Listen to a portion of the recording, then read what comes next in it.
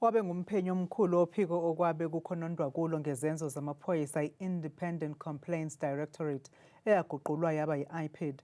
uShamila Williams utshele isigcawu sikaNkabinde ukuthi kunamacala enziwa amaphoyisa.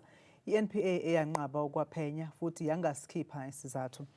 Williams ubethula ubufakazi kulesi sigcawu esiphenya ngobuqotho buka-Advocate Andrew Chauke njengenhloko ye-NPA eSouth Gauteng.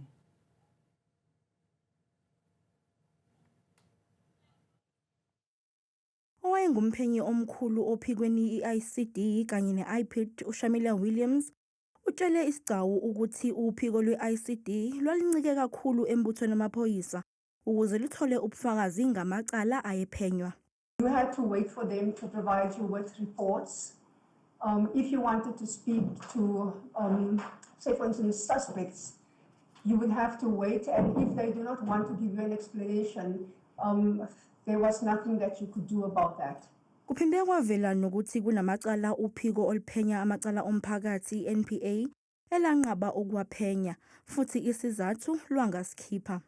Not that I can remember. It would normally be null prosecute, decline to prosecute, and that was it. No reasons were furnished as far as I can recall.